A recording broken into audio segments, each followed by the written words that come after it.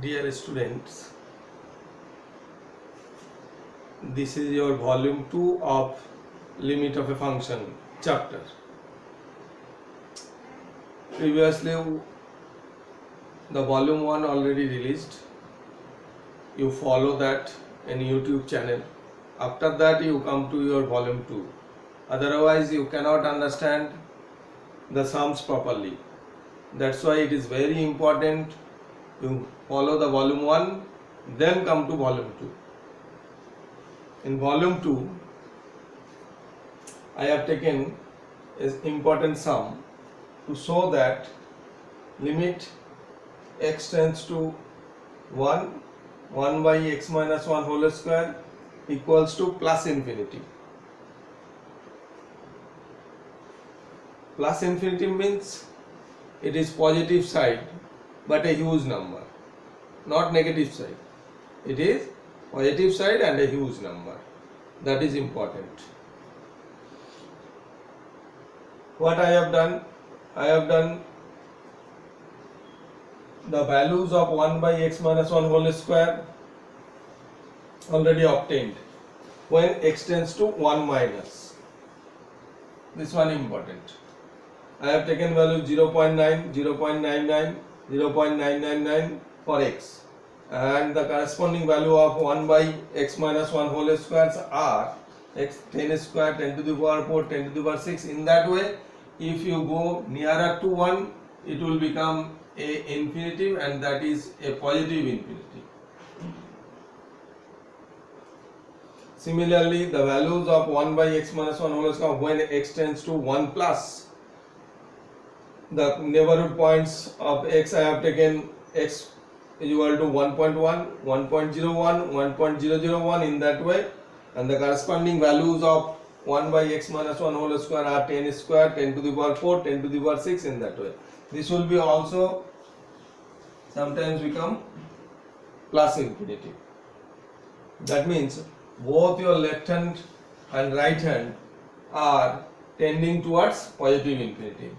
Therefore, I can write limit x tends to 1 minus 1 by x minus 1 whole square is equals to limit x tends to 1 plus 1 by x minus 1 whole square, and that equals to your plus infinity. That means both left hand limit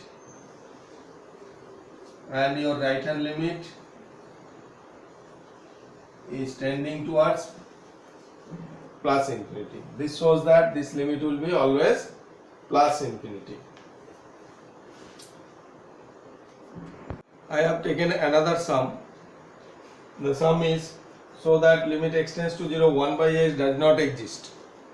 Why it does not exist? You try to understand it properly.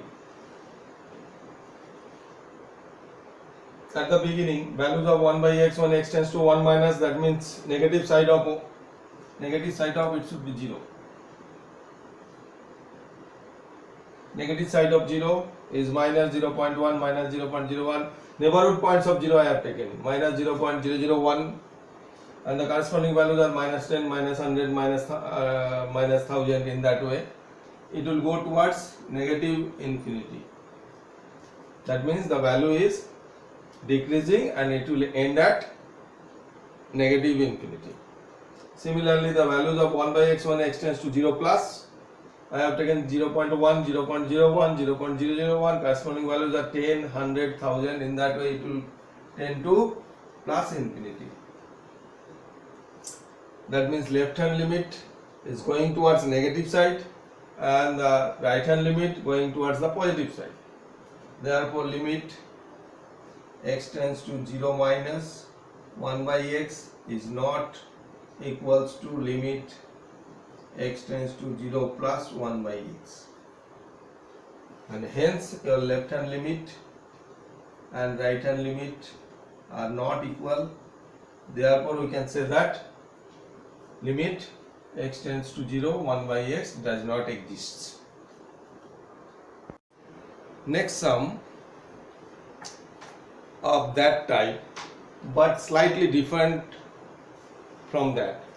In earlier sum it was limit extends to 0, but here it is limit extends to infinity.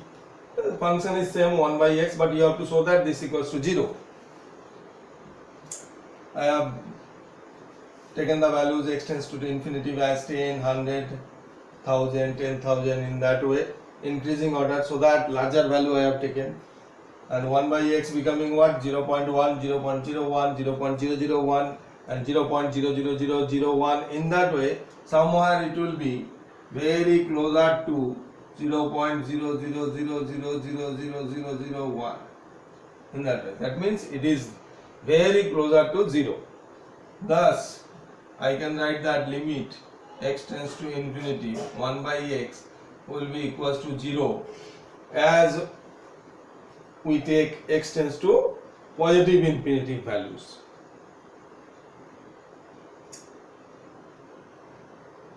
I think you have understood the sum. Here you don't have to take the left hand limit and right hand limit, only x tends to positive means here I plus infinity I have taken. That means the positive values of infinity I have taken. Using that I have shown that limit x tends to infinity 1 by x is equal to 0. Now I am coming to the fundamental limit theorem. In this theorem 5 parts are there. That formulas you have to remember, because while as for it is formula, that means if you do not remember you cannot do the sums properly. Check.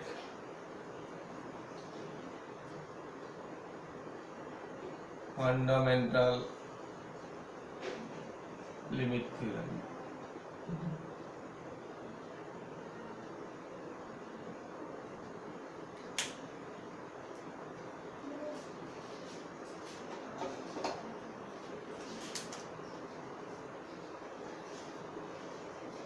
Number 1,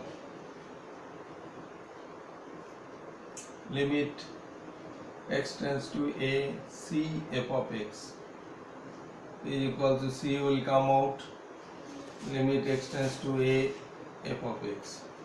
What is this c? This c is a constant or any finite quantity.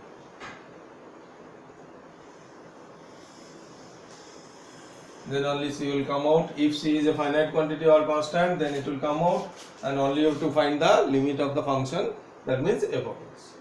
Number 2, limit x tends to a f of x plus g of x. Two functions I have taken.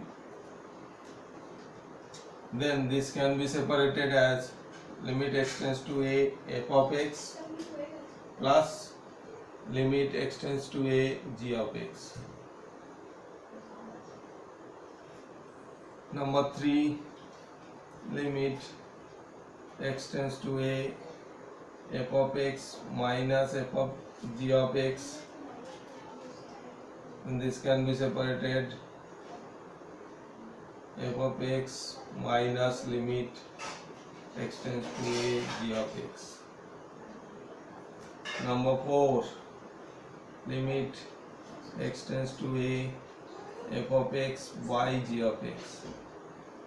Then it will be limit x tends to a f of x by limit x tends to a g of x. We can write it in another part of it. Suppose they are in product form, f of a f of x into g of x. Then you can write limit x tends to a f of x into limit x tends to a g of x. Then number 5, if f of x is less than equals to g of x, then limit of x tends to a f of x will be also less than limit x tends to a g of x. These are the 5 fundamental limit theorem. Number 1, once again I am repeating, that is number 1, limit x tends to a c f of x, c is a constant, then c will get out, and limit x tends to f of x, Second one, if two functions are in added form, their limit will be separated, and if f of x and g of x are in subtraction form, they can be written in separate form. If f of x and g of x in divide form, then they can be separated. Multiplied form, they can be separated. If suppose a function f of x is less than g of x, then their limit at a certain point will be also follow, that means less than equals to of g of x. Now I am coming to some important formulas which will be very helpful while finding the limits of important sums, and that formulas I am giving you here one by one, and proof of some of the formulas I am giving also. Formula number 1, limit x tends to a, x to the power n minus a to the power n by x minus a is equals to n into a to the power n minus 1, where n is an integer.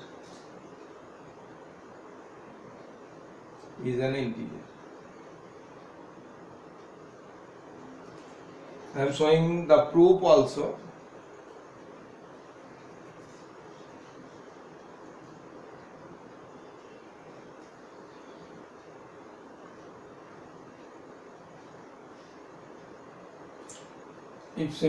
If I divide x to the n minus a to the n by x minus a using binomial theorem, the value will be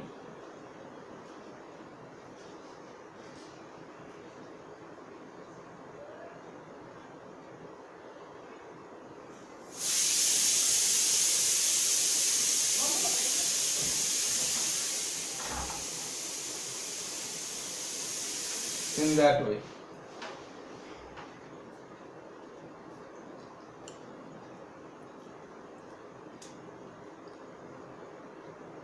Now limit x tends to a, x to the power n minus a to the power n by x minus a will be your limit x tends to a, x to the power n minus 1 plus x to the power n minus 2 into a plus x to the power n minus 3 into a square.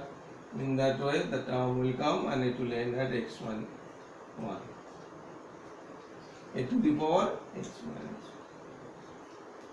1. Now putting in place of x a, I will get what? A to the power n minus 1 plus a to the power n minus 2 into a plus a to the power n minus 3 into a square dot dot dot, in that way a to the power n minus 1. This all will become, if I calculate, a to the n minus 1, a to the n minus 1, in that way it will be finally a to the n minus 1. That means how many times a to the power n minus 1s are there? N times. N into a to the power n minus 1, because a to the power n minus 1 is there n times. Thus this becomes n into a to the power n minus 1 when limit x tends to a, x to the power n minus a to the power n by x minus a. That is this formula proved. And how I have proved that, I think binomial theorem you have to follow first, otherwise you cannot understand. If I divide this by this, I will get this one. Taken limit both sides, that means if this side will limit come, and putting x equal to x tends to a means in place of x I am substituting the value a in place of x there, and how many times I am getting a to the power n minus 1? N times. That means n into a to the power n minus 1. That means the limit of this is equals to n into a to the power n minus 1. Formula number 2. I am showing you formula number 2. Limit x tends to 0, 1 plus x to the power n minus 1 by x is equal to n. The proof is, let 1 plus x is equal to p, as x tends to 0, p tends to 1. Putting in place of x 0, p is equal to 1. And from this we can write also x is equal to p minus 1. Substitute that in your left hand side. Limit x tends to 0, 1 plus x to the power n minus 1 by x. If I substitute that, it will become limit x tends to 0, p to the power n minus 1 by, in place of x I am writing p minus 1. And this will be your p tends to 1. Now you check this part is very much similar to the previous formula, that is limit x tends to a, x to the power n minus a to the power n by x minus a equals to n into a to the power n minus 1. Because this can be written as limit p tends to 1, p to the power n minus 1 to the power n by p minus 1. That means this will become n into, in place of a I have 1 there, 1 to the power n minus 1. That means this will be n into 1 to the power n minus 1, that is n. This proves your right hand part. That means this limit will become n there. I think you have understood properly the second formula. Here I have substituted 1 plus x as p, and in place of x I can write p minus 1, x tends to 0 means plotting 0 there, p is equal to 1. Then I have changed that limit to in terms of p, and everything changes to p as, and it is compared with the formula this one. Then according to the value n into a to the power n minus 1, this becomes n into 1 to the power n minus 1, that means n. This is your second formula proof. Now the other formulas are like this. Formula number 3, limit x tends to 0, e to the power x minus 1 by x will be 1. Limit x tends to 0, a to the power x minus 1 by x is equal to log base a. Number 5, limit x tends to 0, 1 by x log 1 plus x is equal to 1. Similar, this can be written in this way also. Limit x tends to 0 log base e 1 plus x by x is equal to 1 also. In some book the formula is given in this way.